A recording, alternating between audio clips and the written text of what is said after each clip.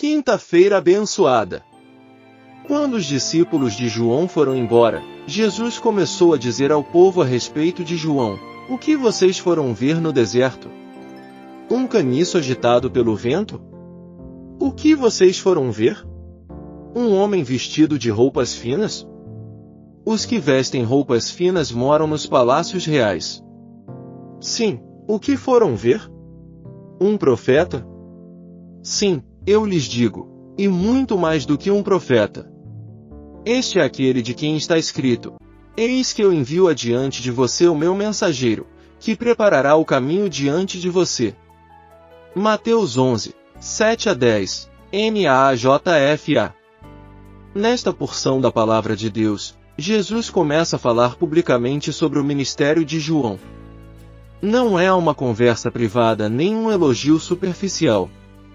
É uma avaliação divina, feita pelo próprio Filho de Deus, sobre o homem que preparou o caminho do Messias. Neste momento, Jesus protege a reputação de João, esclarece o verdadeiro caráter do precursor e conecta o ministério dele à profecia do Antigo Testamento. O povo havia ido ao deserto movido por curiosidade. Jesus agora os força a refletir: o que realmente foram ver? Um caniço agitado pelo vento. Jesus começa com uma pergunta retórica. O caniço ou junco à beira do rio ou no deserto balança facilmente com qualquer brisa. Representa a pessoa instável, que muda de pensamento conforme a opinião pública, o medo ou o mais vantajoso. João Batista não era assim. Ele enfrentou fariseus e saduceus chamando-os de raça de víboras. Confrontou o rei Herodes por causa do adultério e da injustiça, e por isso estava na prisão. Sua mensagem não se dobrou ao vento da popularidade nem ao medo da autoridade. Jesus afirma a firmeza inabalável de João. Em um tempo de lideranças oscilantes, o precursor permaneceu firme na verdade.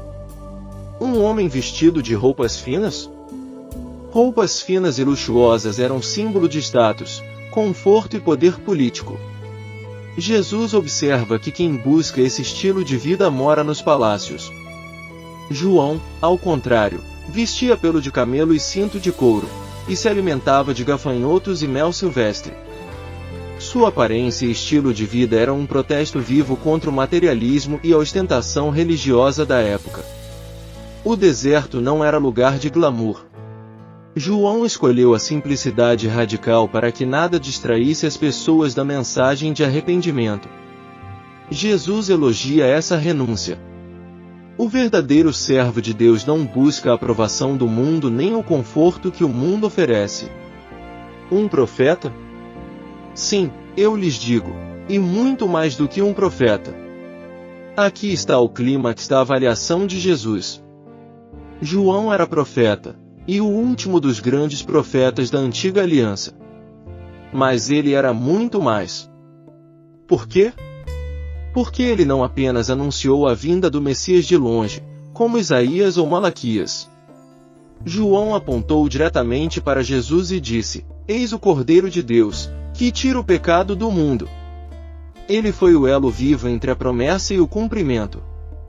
Sua voz no deserto não era apenas proclamação, era preparação imediata.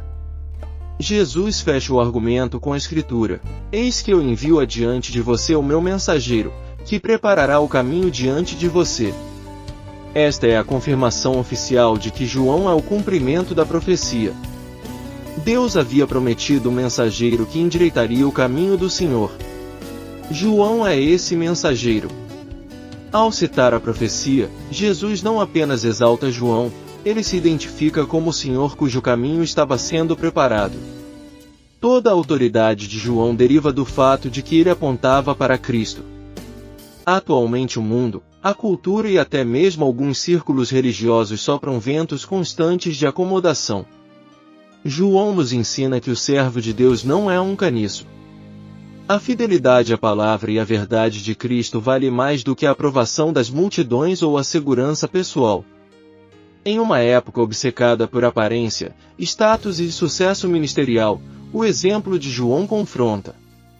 O poder do ministério não está nas roupas finas, nos títulos ou na estrutura, mas na pureza da mensagem e na vida que a confirma. Todo cristão é, em algum nível, chamado a preparar o caminho do Senhor no coração das pessoas. Isso acontece pelo testemunho fiel, pela pregação do arrependimento e da fé em Jesus, e pela recusa em suavizar a mensagem da cruz.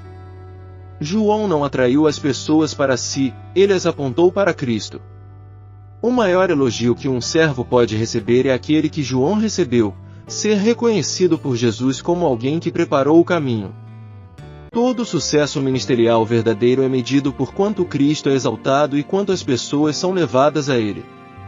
Precisamos constantemente nos questionar: tenho sido um caniço agitado pelos ventos da opinião, do medo ou da conveniência?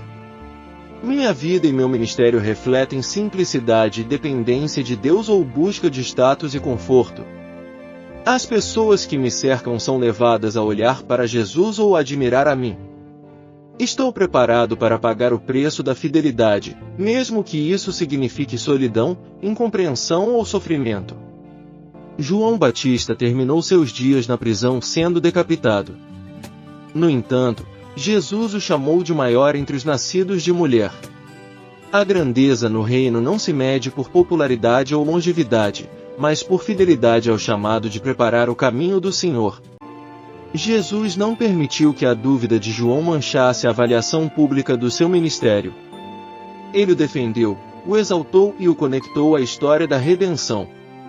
Que o mesmo Espírito que capacitou João a ser firme, simples e ousado nos capacite hoje a viver da mesma forma, sem oscilar, sem buscar glória própria e apontando sempre para Cristo.